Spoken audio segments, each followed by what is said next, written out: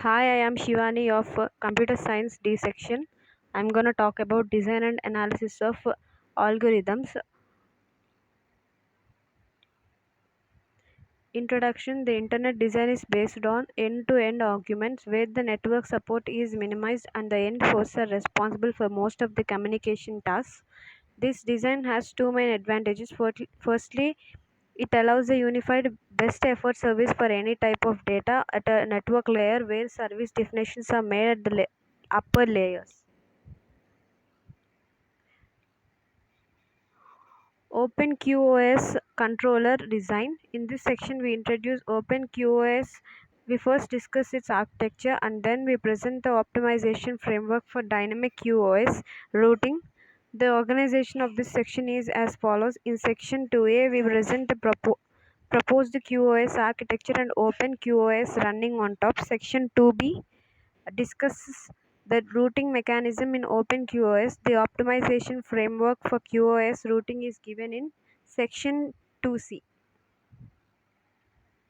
QoS architectures and OpenQoS design. There is a continuing debate on how to evolve the internet in order to provide QoS for multimedia traffic. Currently, there is number of questions, architectures, number of QoS architecture that is successful and globally implemented. Some researchers argue that fundamental changes should be done to fully guarantee QoS, while others think slight changes are enough to have soft guarantees, which will provide the requested QoS with high probability.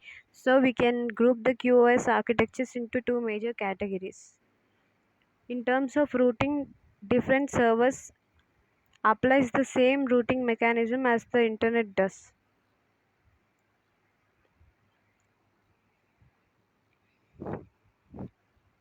Controller interface. The single controller architecture does not scale well when the network is large. As the number of open flow nodes increases, multiple controllers are required. This interface allows controllers to share the necessary information to cooperatively manage route calculation. This function is responsible for calculating and determining routes for different types of flows. Several routing algorithms can run in parallel to meet the performance requirements and the objectives of different flows.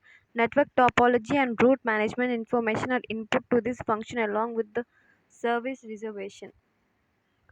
For flow routing in OpenQoS, the current internet does not allow routing on per flow basis. When a packet arrives at a router, it checks the packet's source and destination addresses space with the entries of the routing table and forwards it according to predefined rules configured by the network operator. On the other hand, OpenFlow provides the flexibility of defining different types of flows to which a set of actions and rules can be associated. For example, one type of flow may be forwarded using a shortest path routing algorithm, while the other flows may follow manually configured routes over the network.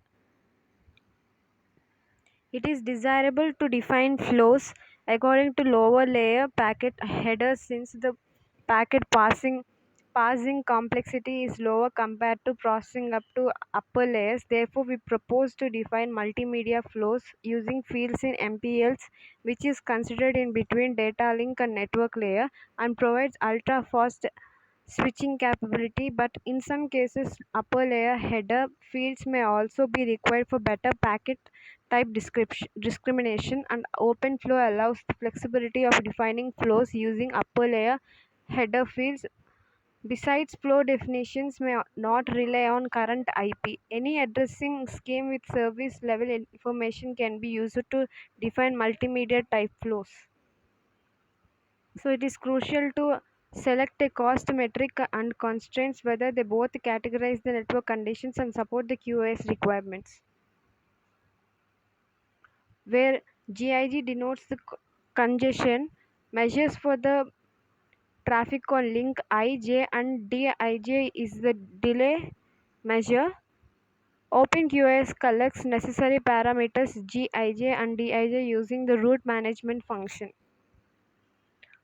OpenFlow test network and OpenQoS implementation. Test network, we deployed the OpenFlow net test network composed of three OpenFlow-enabled Pronto 3290 switches, one controller and three host computers. As shown in figure 5, the switches are connected in the triangular shape to have path diversity. The video streaming server and the client are connected to different switches, while the traffic loader inserting cross traffic into the network is connected to the same switch that the server connects. Route management. The route management module provides one of the key functions in the OpenQoS controller.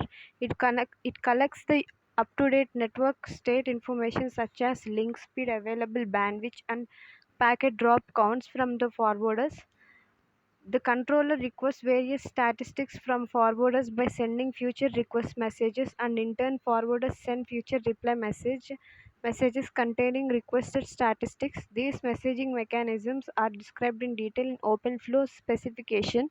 In order to support Dynamics QoS, it is essential to keep the network state information up to date. The performance of the route calculation depends on the accuracy of the collected data.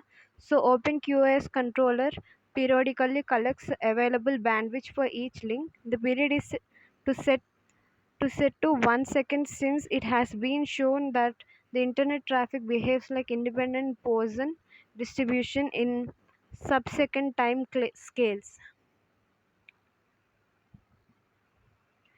Route calculation in Floodlight. Route calculation is done when a packet dash in message arrives to the controller. Results. To demonstrate the performance of our OpenQoS implementation, we build a video streaming environment over a real OpenFlow test network shown in figure 5. Throughout the test, we use a well-known test sequence into tree having 500 frames with the resolution of 1280 into 720. Streaming over UDP, we created a scenario where two copies of the stream one are sent from the server residing at 192.168.110.100 to the 100 to the client with the IP address 192.168.110.101. The server uses VLC media player to stream videos using RTP/UDP, while the other video is considered as a data flow which has number of QoS support. In each test, 10-second long cross traffic is sent from the loader to the client once at the random time. The client runs two VLC player sessions listening RTUP UDP packets at ports 5004 and 5005 to save the received videos. HTTP based adaptive streaming. We build a test scenario similar to one discussed in section 4a, where TCP is employed as a transport protocol instead of UDP. Future directions. In this section, we present some future application areas of the proposed OpenFlow based architecture. Video streaming with multiple description coding. Multiple description coding (MCD) is a technique that encodes the source into multiple bit streams where each description is independently decodable. The main objective of MDC is to provide error resilience to packet losses by utilizing independent paths.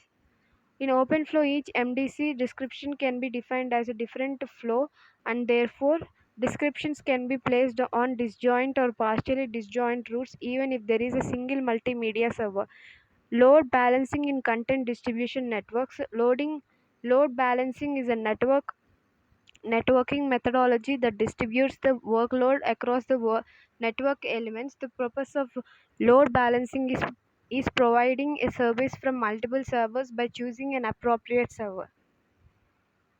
Content delivery networks are distributed systems of servers that serve content such as web objects, documents, and multimedia to end users with high availability and high performances, enabling cross-layer design in the Internet and OpenFlow wireless. In the literature, there are cross-layer designs for QoS routing over wireless networks, ad hoc and sensor networks, but they cannot be implemented on wide networks. The Internet is a closed environment where researchers cannot easily experiment their ideas related to the core network, such as routing. Conclusion. OpenQoS is a novel approach to stream video over OpenFlow networks with QoS. It is different from the current QoS mechanism since we propose dynamic QoS routing to fulfill end-to-end QoS support, which is possible with Overflow's centralized control capabilities over the network. References. So that's all for the video. Thank you.